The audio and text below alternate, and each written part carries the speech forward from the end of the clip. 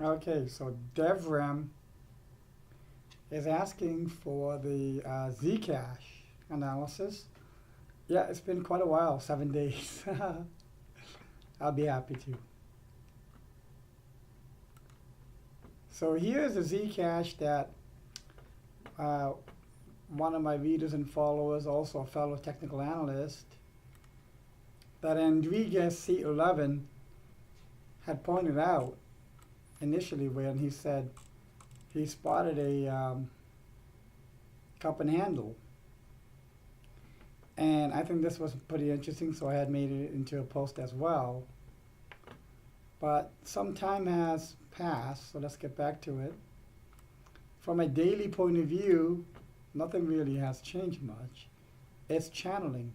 I mean, it is, again, another symptom attribute of altcoins having that hurry up and wait attribute. It could channel for a little more longer, let's say.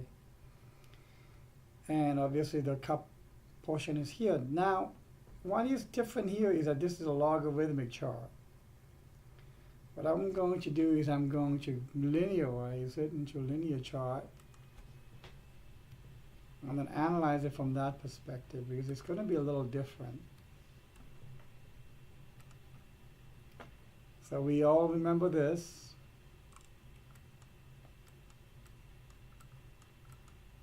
And if I can just, there you go. A clean chart, no labels, no markings. So let's draw some lines. Again, this is a linear chart. It is not a logarithmic chart.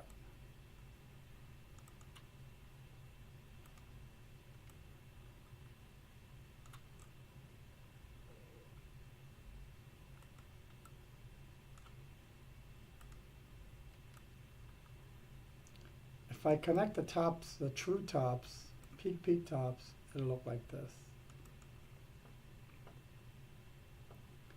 And every time it's pretty much touched the bottom, it bounced. Here you can say that it was channeling in a slanted.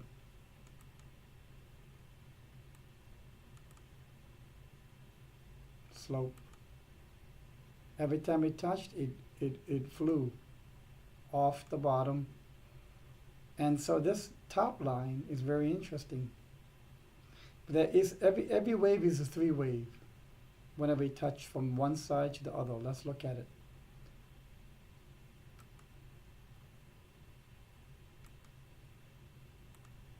So from here, you can say A, B, C.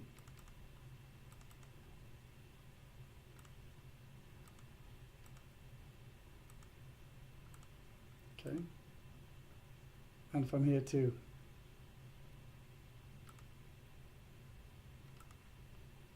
A, B, C.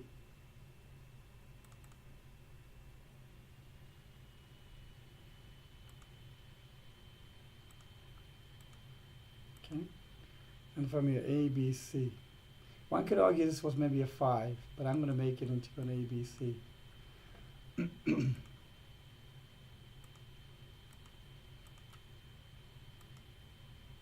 So this is what I'm getting at.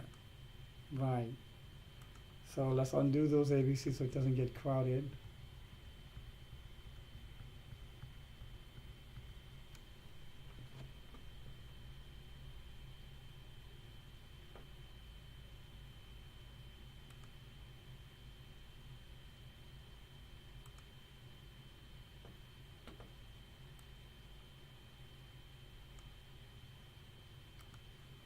Now, since this was on an uptrend, I don't count the first touch as a label. In fact, I should go like this. I don't count the first touch because it was in an uptrend. I count the second touch event.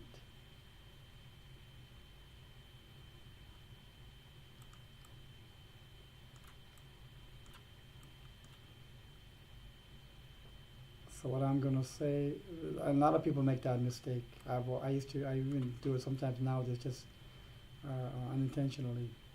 When it's on an uptrend, the first touch down in the opposite direction is the first letter of the triangle.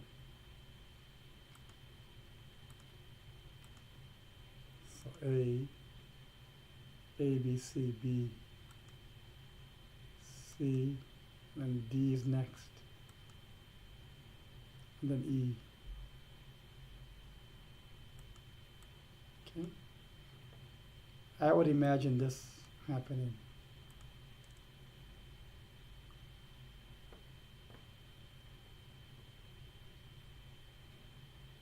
So you get A, B, C, D, E, and once E is complete, it needs to then breach out of the upper resistance line.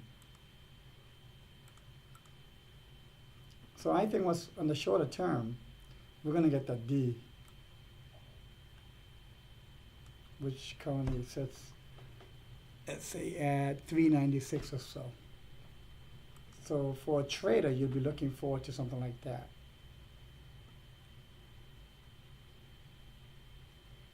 Now, if we remove these,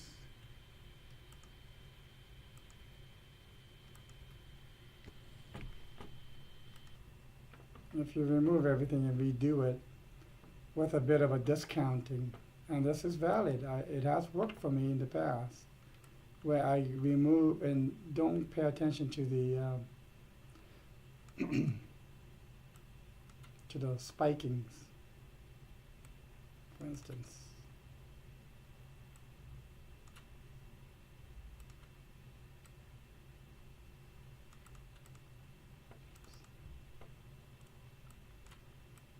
If I count it like this, the one I'm getting is this.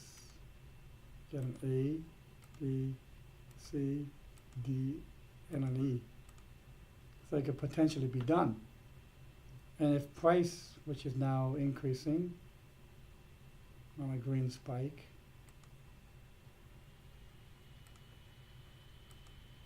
can do 1, 2, and bust out, breach out,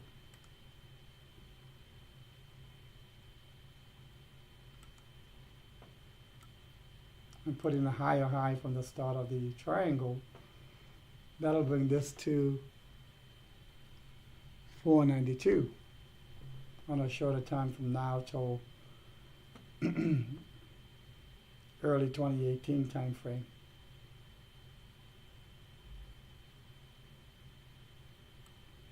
So again, it goes by 2 different paths, but pretty much same destination. I hope this has been helpful, and if you have any questions, please let me know in the comments. For those of you who would like to, who have or would like to make a request for whatever the coin might be, do a search on the Google at hedging space and the name of the coin. Say Zen, Z-E-N, type it in, and you'll get the most up-to-date blog on that. If it was like 2 or 3 days ago, it's pretty valid still. If it was like maybe 7 or 10 or whatever number more days ago, then please do. It's a valid request. I'd be happy to do an update. It's about time. If you don't find it, that means I've never analyzed it before, then please do go ahead and let me know. Hey, hedging, I search and it seems like you've never analyzed this. Please take a look. Some ICOs with no data or just a few days of price data, I can't really analyze that. I need more price data, so maybe 4 to 6 weeks of it would be ideal. That'll give me at least some half-decent hourly charts to look at. I know some of you have a portfolio, so here's the thing. If you would like me to do a full portfolio analysis, I will. It's just not through a blog. That's a lot of work. If you have a full portfolio that you'd like me to do an analysis where you and I will sit down maybe for an hour, one-to-one. I'll be sharing my desktop with you. If that's something that would interest you, let me know, and I can give you my rate.